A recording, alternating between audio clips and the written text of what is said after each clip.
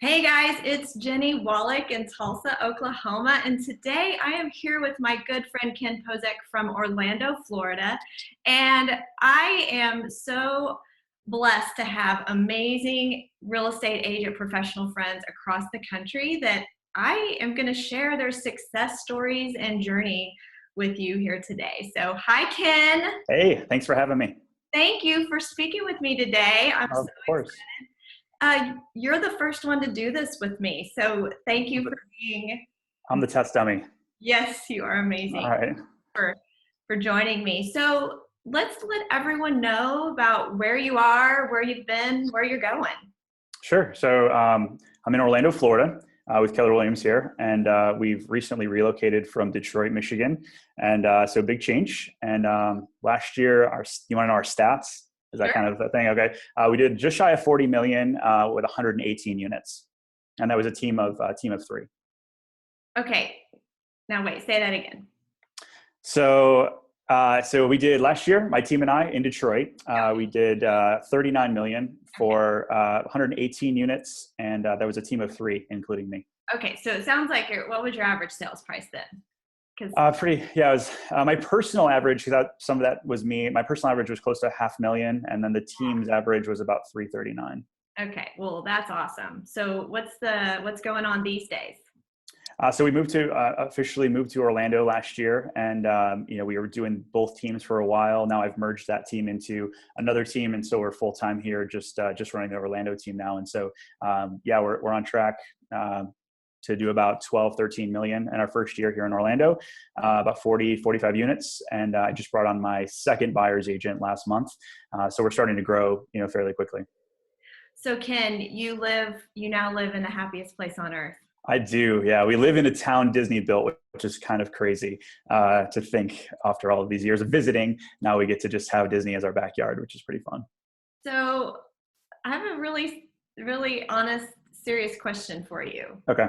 How in the world and why in the world did you make a move Yeah. So, one city to another?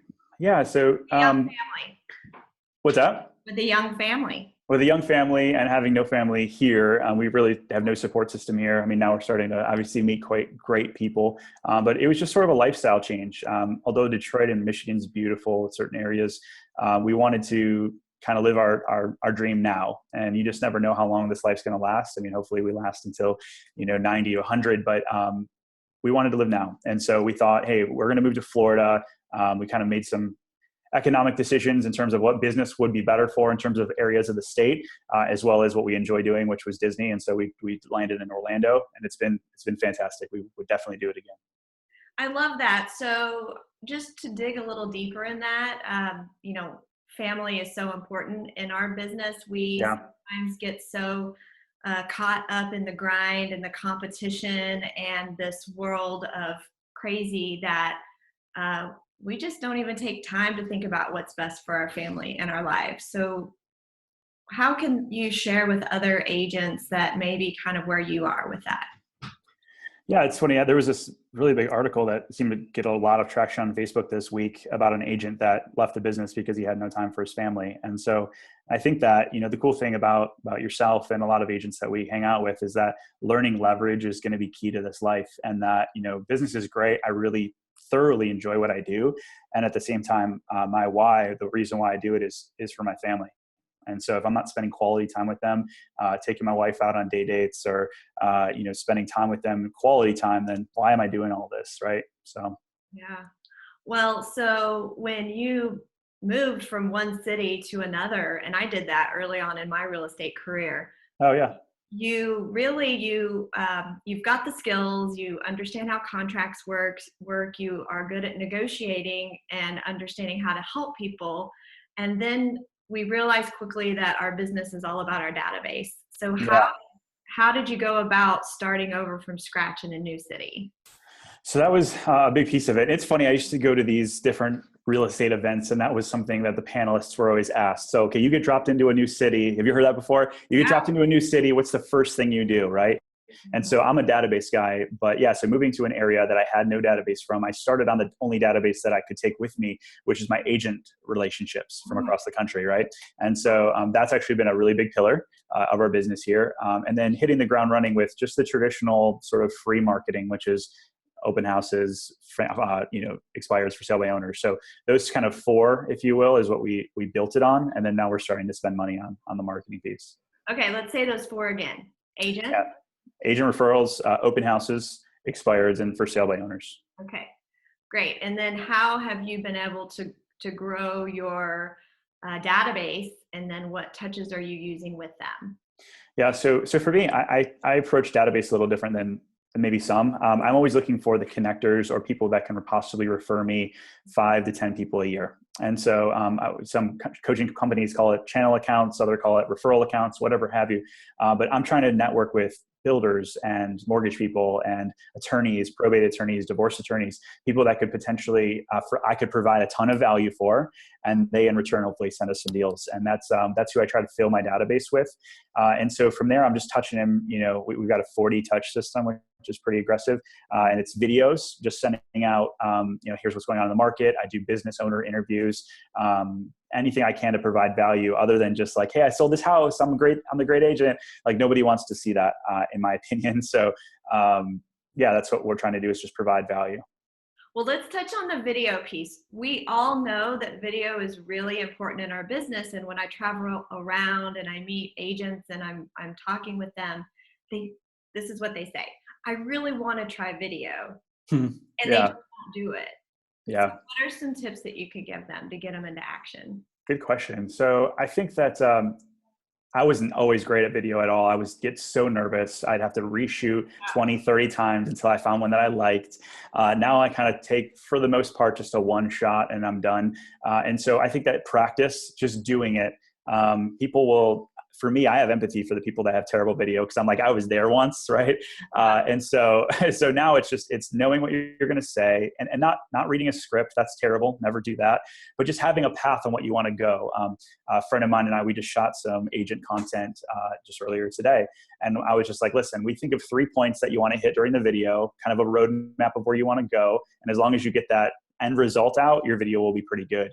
And so that's kind of what we're trying to do. Yeah, and messing up and fumbling your words, that makes you real. Yeah. No, I think that's funny. I think people that edit their video too much to where that's just completely seamless, there's no authenticity in that. And so I think that, if we mess up on doing this interview, like we're just going to keep rolling. It's like, it's not a big deal. People know that, hey, it's not scripted and it's just you and I chatting about business. So. Well, what I also love about you, besides being a great family man, you're so good with staying, in touch with and in tune with your family and spending time with them. You're also good at taking chances, as we know. Moving from one city to another. Yeah. And you're also really great at giving back. What are some ways that you do that? So we started obviously at home. We're trying to, obviously we moved from Detroit to Orlando. Some would say that's a pretty big move.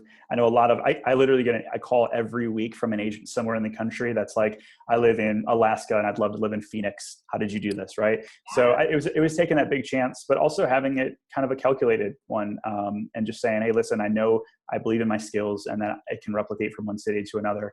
And so, I think that's pretty much our mindset behind that when we're taking big chances. Getting into different marketing initiatives, right? Spending, like if you're going to go start a huge farm, right? You want to know a little bit about it before you spend money, right? So some people are so afraid to invest in their business, they're not willing to take that chance to get the return. And so they stay at a really low level for a long time. And so, stuff like that. I think that you can have paralysis by analysis too. So I think if you get over some of that, it'll help you succeed in your business. So besides moving from one city to another, what is another really big risk that you have taken in your business? So moving from one. Let's say one that you are excited and proud of, and one that you really wish you hadn't done. Oh my gosh. So I don't know if they're like big and exciting. I feel like you have something that you want to tell me. No, I think that Just all right. So one that I'm excited about that worked obviously has been Orlando. Although we haven't hit a home run, we didn't sell 100 homes our first year. I think we're doing fairly well, and it was a huge life change coming to a place we knew nobody. And at the same time, coming here, I jumped in and hired a couple ISAs. Like literally the first month I was here, and I was investing $4,000 or $5,000 a month in salary with very little return. I lost a ton of money on that, and so, but that's okay, right? I mean, we make mistakes, and I don't count that as a failure. I think that we live and learn. So yeah. And what else? Oh, I thought you were going to give me something else. I don't know. What else? Well, no, so I know you were just fearless in your, going for it and working through different ways of generating business. So the ISA model, did that work out for you? No, not at all.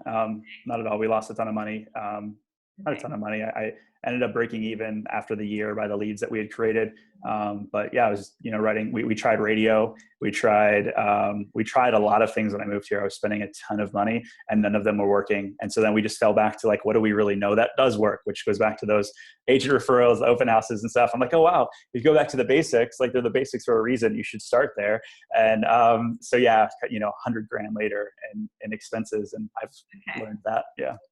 Okay, so that's the message we're going to share is that don't do what I did and spend lots of money throwing different places. Yeah, I played red light, green light, but I didn't lead with revenue. And so I think that that's a really great lesson if you want to take that away is that, just because you have the money doesn't always mean you need to spend the money.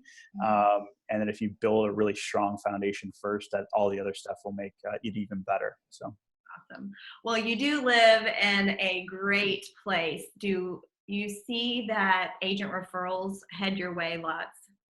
Yeah, I mean, it's our biggest pillar and it's cool. You see a lot of people moving here, which is awesome. So I'm looking to connect with as many agents as I can from across the country that I can, help their buyers and sellers here in Orlando. So if you know anybody. Well, of course. And do you have any systems in place when I have a referral for you in Orlando? What systems do you have in place for your agent referrals? Yeah, so I mean, the back house, if you will, we're just really trying to keep in constant communication with the agent that refers us. I think that's the number one way that the ball gets dropped with these agents is like, hey, here's somebody that wants to buy and sell. And then, so we're very systematic. We've got a website that people can go to and put the information in. It doesn't get dropped. And we treat our referral partners very well. We're going to send you a welcome package, whether the referral closes or not. A lot of cool stuff to make sure that the experience is amazing for both the buyer and seller and also the agent that refers us. Well, I love that. And I'm so proud of you and all of your growth. What do we have to look forward to in 2018 with your team? Yeah, we're going to go for 150 units. So some pretty significant growth. We're looking to hire a few more agents on. And now that we're finally getting profitable again, we're going to be reinvesting. So yeah, it's going to be exciting. We're shooting for 40 million and 150 units. So. Okay. So ways that we can help you out to achieve that goal is to send you some agent referrals. Absolutely. And also, if we know anybody in the Orlando area that's looking to get into business, yeah, we're looking for talent. The guy, one of my lead buyers agents, he had never been in real estate before, and he's crushing it. And so, anybody send this way. Definitely, I'll do the same. Well, good. Well, Ken, how can people get in touch with you? You can reach out to me 407-717-0197 or email me at ken@pozekgroup.com. Well, I'm so honored to have you as a friend, and thanks for talking with me today. Anytime. Thanks so much. All right. Let me know if bye-bye. you need anything. Talk to you later. Bye. Bye.